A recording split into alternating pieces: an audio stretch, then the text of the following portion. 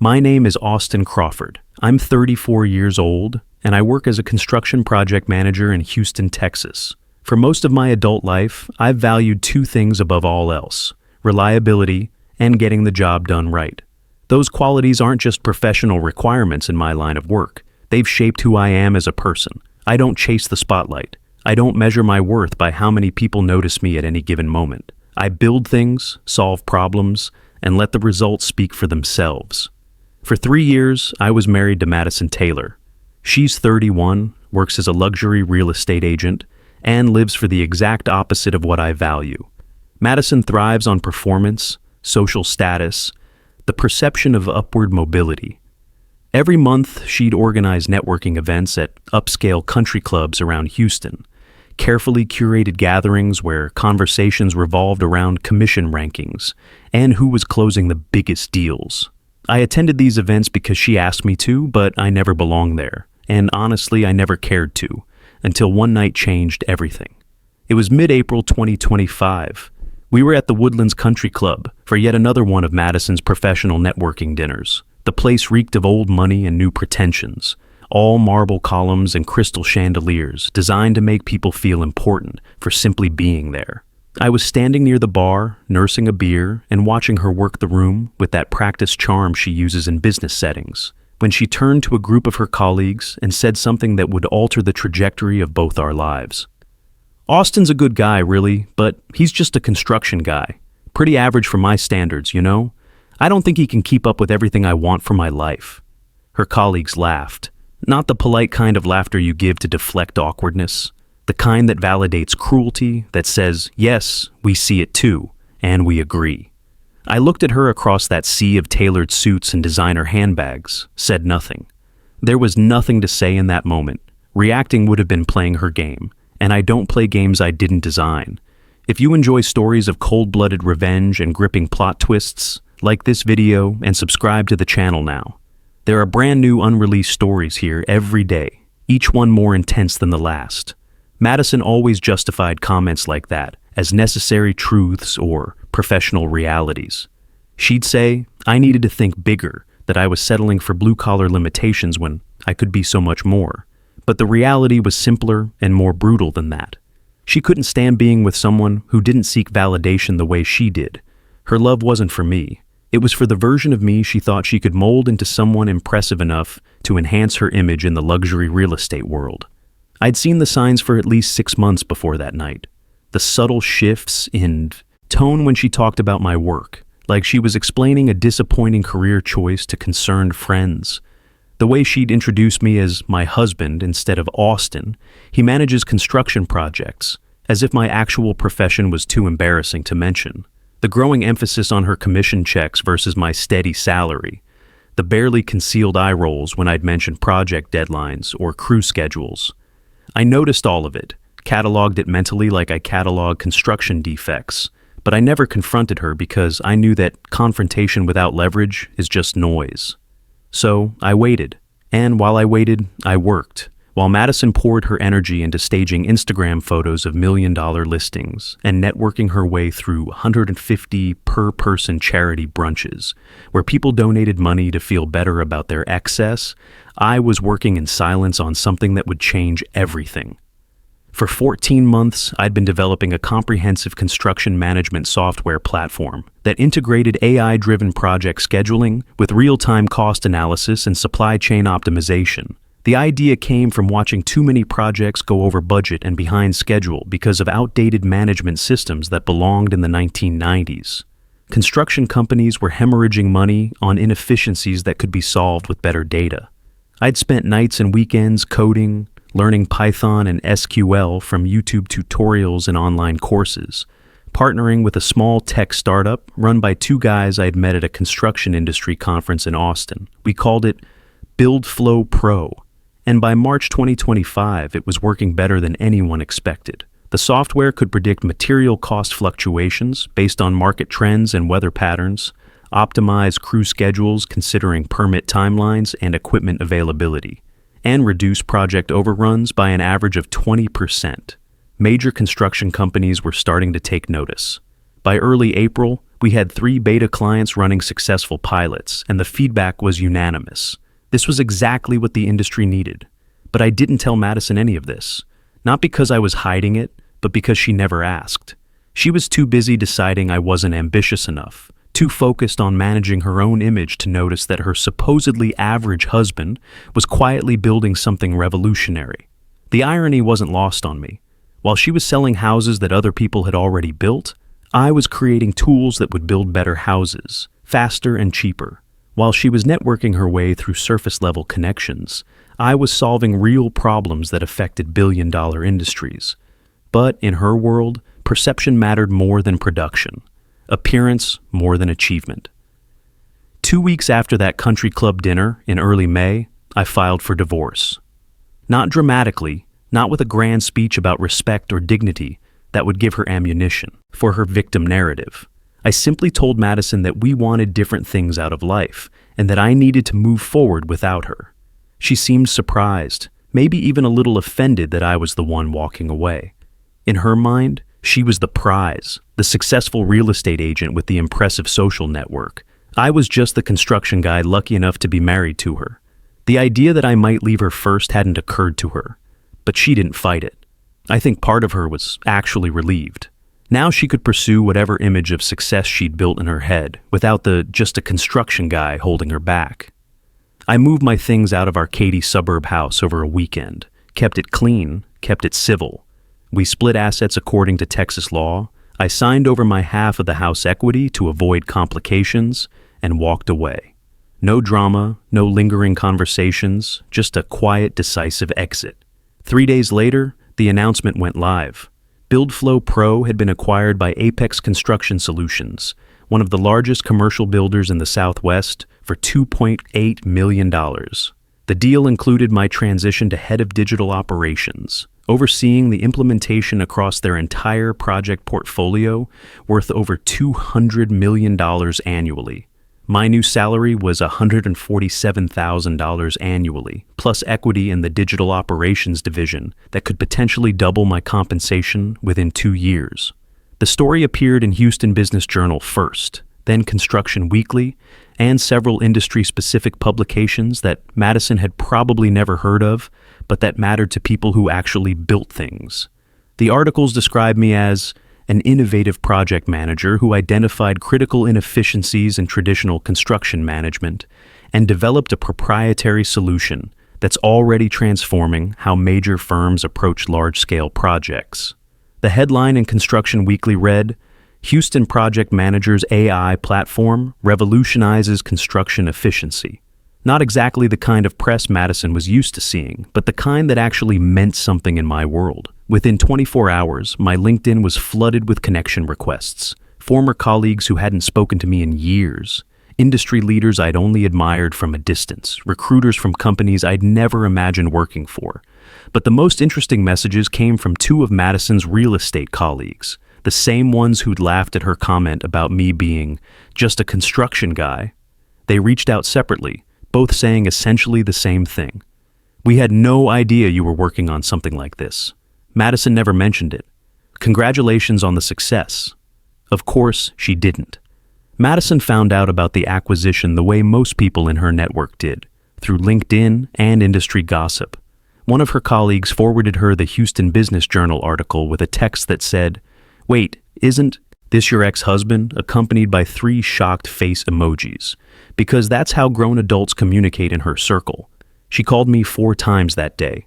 I didn't answer. She sent texts, long ones, the kind where you can feel someone spiraling as they type, autocorrect, failing to keep up with the speed of desperation.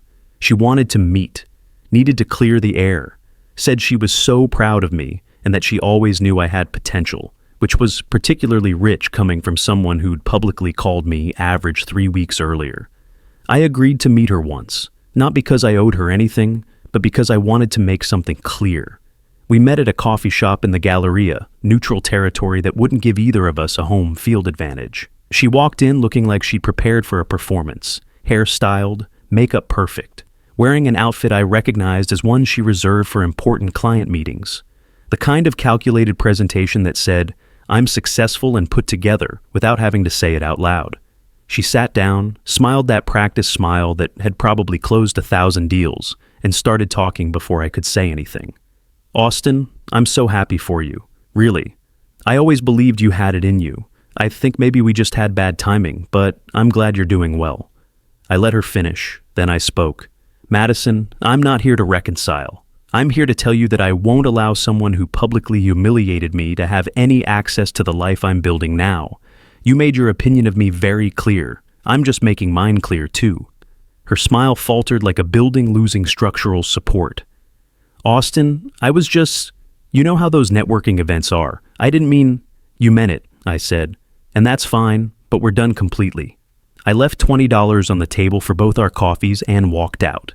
That was the last time I saw her in person, but it wasn't the last time I heard from her. Over the next 2 weeks, Madison started telling people a different story. According to mutual acquaintances, she was now saying that I'd exaggerated my role in the software development, that the media was making it sound bigger than it was. She even hinted to a few of her closest colleagues that the $2.8 million figure was inflated, that I was just a mid-level employee trying to look important after our divorce. It was subtle, calculated, the kind of lie designed to protect her ego without directly attacking me in a way that could be easily disproven. She was counting on the fact that most people wouldn't bother to verify, and that even if they did, the technical details were complicated enough to create doubt in minds that didn't understand the difference between software architecture and software implementation. But 3 of her colleagues didn't buy it. They were the same ones who'd reached out to congratulate me after the announcement. They contacted me again in late May, this time sending screenshots from a group chat where Madison had explicitly said I was overselling the software thing and that I was desperate for validation after the divorce. One of them wrote, "We thought you should know this isn't right. She's been saying things that don't match what we're reading in the industry publications. This seems personal, not professional." I thanked them, saved everything, and made a call to Apex's legal department. I explained the situation calmly, factually, without embellishment or emotional language. I provided the screenshots and a timeline of Madison's statements. The company's general counsel reviewed everything and referred me to an external attorney who specialized in defamation and professional reputation cases. His advice was straightforward and refreshingly direct. In Texas, false statements that damage professional reputation are taken seriously, especially when they affect business relationships in industries where credibility equals currency. Document everything and send a formal cease and desist letter demanding a full retraction. The letter went out within 48 hours. It was polite, professional, and airtight. The kind of legal document that reads like a velvet glove wrapped around a steel fist. It outlined the defamatory statements, referenced the evidence with timestamps and screenshots, and made clear that continued false claims about my professional achievements could result in legal action for reputational damage that could affect my ability to work in my chosen field. Madison received it at her real estate office, probably during one of her carefully staged photo shoots for social media. She called me immediately. This time, I answered. "Austin, what the hell is this? You're threatening to sue me?" "I'm not threatening anything," I said, my voice as level as a foundation pour. "I'm protecting my reputation. You made false statements about my career to multiple people. That's defamation. The letter explains what needs to happen next." "This is insane. I didn't..." "You did. I have screenshots, dates, names. If you want this to go away quietly, you'll issue a retraction to everyone you lied to. If you don't, the attorney will handle it publicly, and trust me, you don't want your professional reputation examined that closely." There was a long silence. I could practically hear the gears turning, the cost-benefit analysis running in her head like one of my construction algorithms. Finally, "Fine, I'll send something." "Make it complete," I said, "and make it honest." She hung up. Men don't like to admit this, but betrayal hits harder than any punch. When someone lies, cheats, or uses you, it doesn't just hurt internally. It destroys your confidence, your dignity, and your respect. And even men who have never been through it feel that fear of one day being blindsided in the same way. If you know you need to regain that strength or want to protect yourself too, never allow anyone to make a fool out of you. I left some content that will help you in the pinned comment. And if you're watching on TV, just point your phone's camera at the QR code that's showing on the screen. 2 days later, Madison sent the retraction. It was an email addressed to the same group of colleagues she'd lied to. I know because one of them forwarded it to me with a single line. Thought you'd want to see this. The email was short, direct, and exactly what the legal letter had demanded. Madison admitted that she'd misrepresented the facts about my software development and business acquisition, acknowledged that the media reports about my new position were accurate, and stated that her previous comments had been made out of personal feelings rather than professional knowledge. She apologized for any confusion her statements had caused. It wasn't flowery. It wasn't emotional. It was a legal necessity dressed up as an apology, and everyone who read it knew exactly what it was. The professional equivalent of being forced to eat your words in front of the same people you'd tried to impress. The fallout wasn't immediate, but it was steady and relentless as water damage. Over the following month, Madison's carefully constructed professional image began to fracture in ways that money couldn't repair. The colleagues who'd once included her in exclusive client referrals started responding slower to her messages. High-end networking events became less frequent invitations. Group chats went quieter when she participated. The luxury real estate community in Houston is smaller than people think, and word travels faster than bad concrete in winter. When someone's credibility gets publicly questioned, especially someone who'd built their entire brand on being connected and informed, the damage spreads through professional networks like cracks through a poorly mixed foundation. One of her former colleagues told me in early June that Madison had become difficult to trust in their eyes. Not because of what she'd done to me specifically, but because it revealed a pattern of behavior that made people wonder what else they didn't know. If she was willing to lie about her ex-husband's career to protect her ego, what else had she been dishonest about? Which client negotiations had she misrepresented? What other professional relationships had she manipulated to maintain her image? Trust once broken in those kinds of professional ecosystems doesn't get repaired easily. It's not like residential construction where you can patch and paint over problems. Commercial relationships require structural integrity. And once that's compromised, the whole building comes down.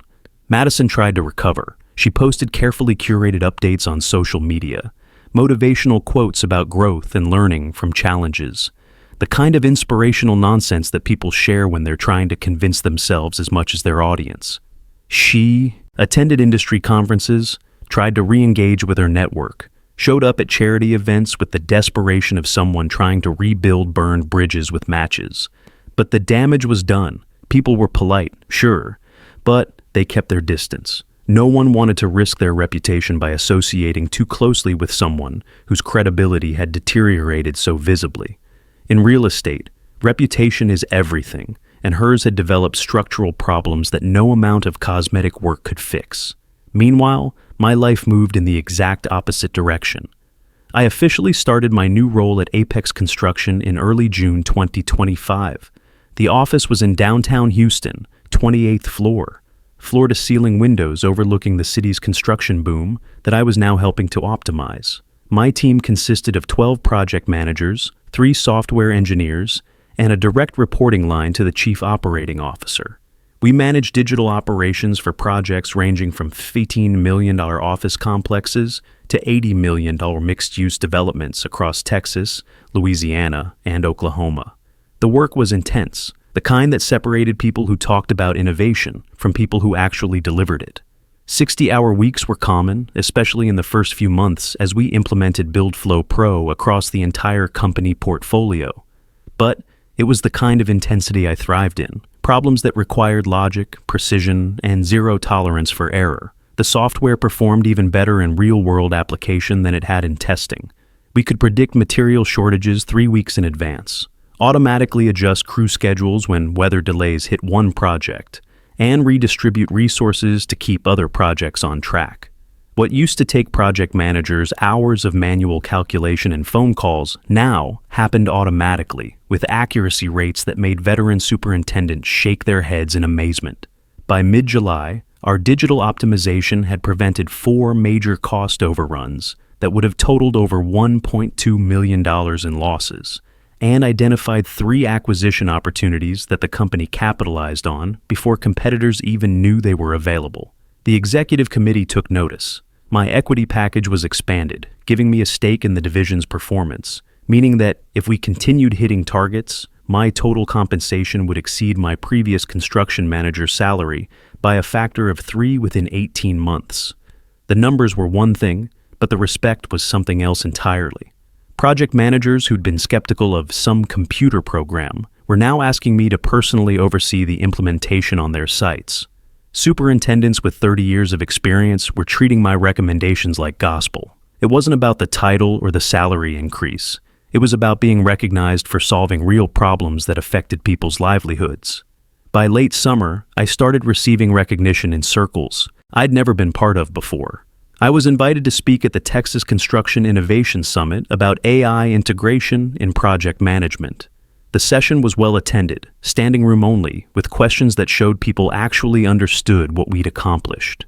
Industry leaders I'd admired from a distance were suddenly reaching out for consultation calls, wanting to understand how they could implement similar systems. It wasn't about ego. It was about validation from people who actually built things, who understood the difference between talking about innovation and delivering results that could be measured in concrete and steel. One evening in early September, I was having dinner with Jake Morrison, the COO of Apex, a guy who'd been in construction for 25 years and had seen every type of personality come and go.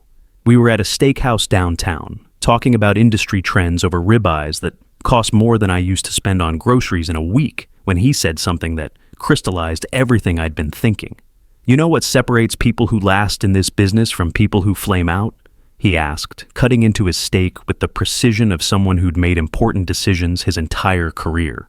"It's not technical skills. It's not even work ethic. It's the ability to stay focused when everything around you is chaos. The ones who panic, who need constant validation, who make decisions based on how they'll be perceived instead of what's effective, they don't survive. But guys like you, you'll be fine."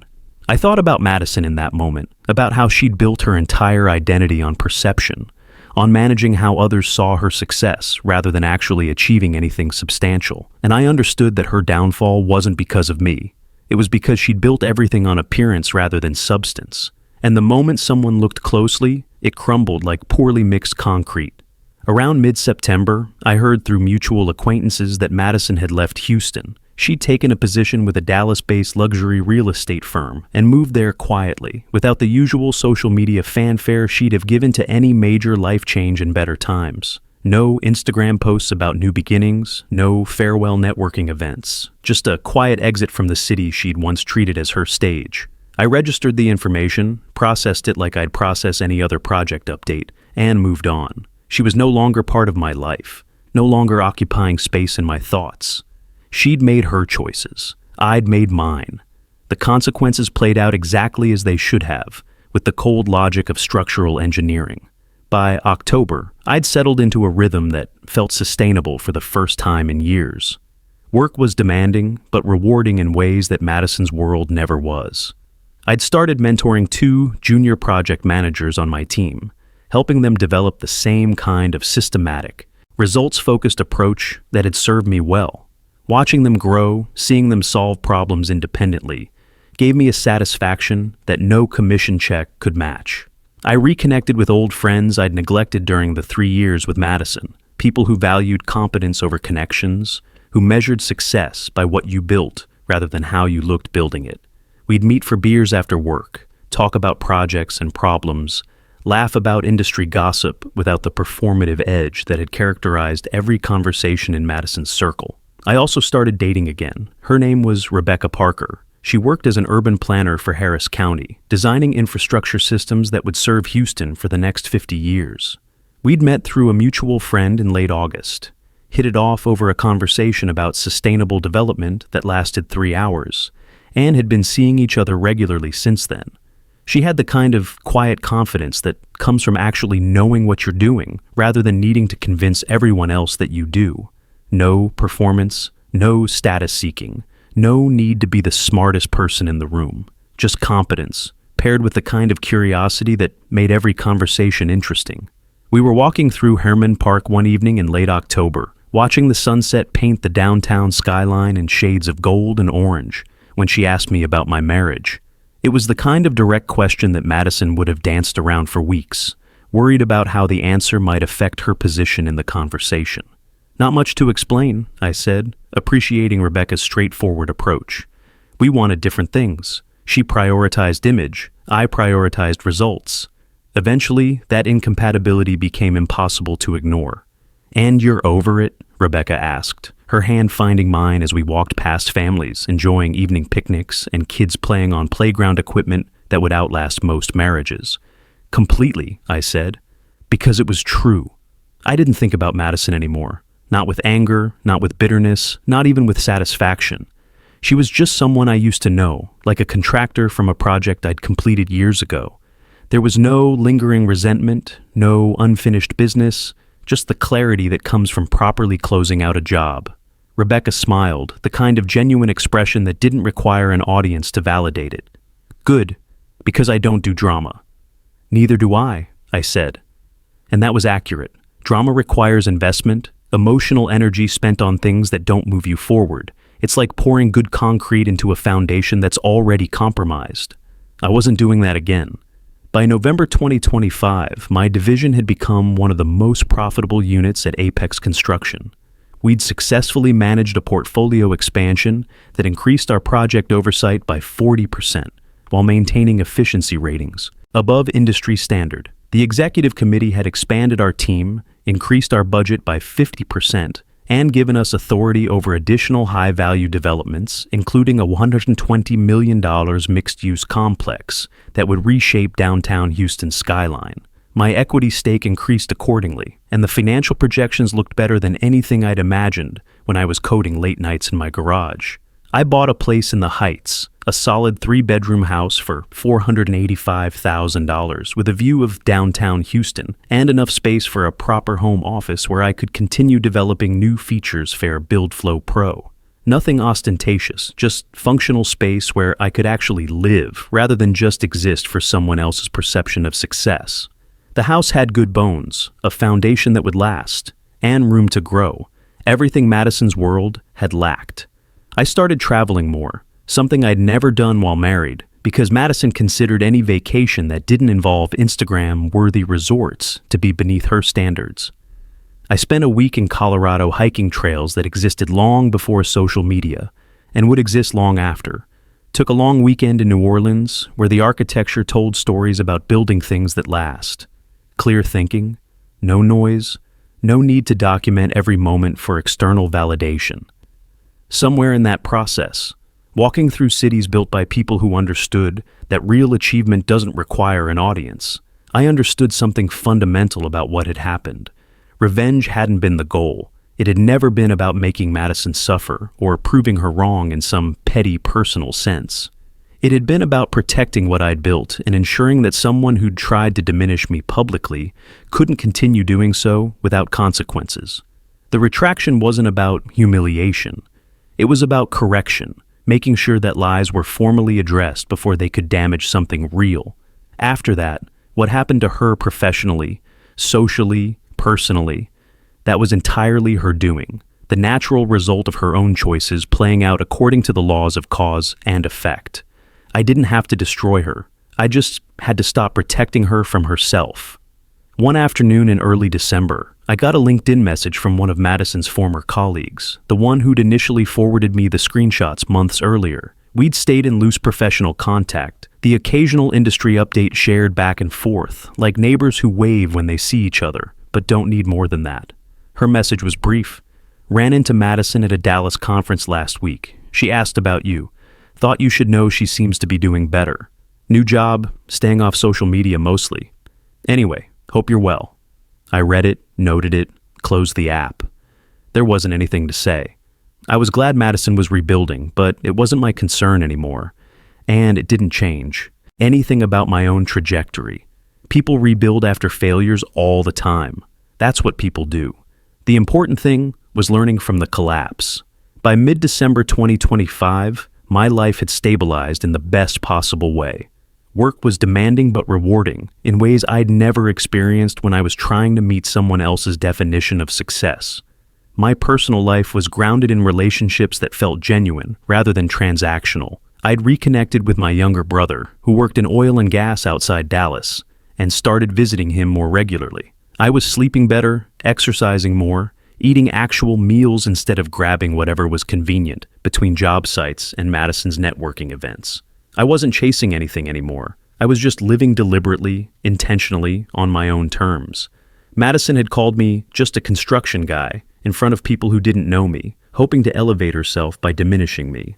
But just a construction guy isn't an insult when you understand what construction really means. Construction is creation. Construction is taking raw materials and turning them into something that lasts, something that serves a purpose, something that makes life better for people you'll never meet. Construction is the foundation that everything else is built on. You can't have luxury real estate without someone who knows how to build it. You can't have networking events and country clubs without someone who understands how to create spaces where people can gather. You can't have a functioning society without people who know how to turn ideas into reality. I didn't need to be impressive in her eyes. I just needed to be effective in my own. And I was.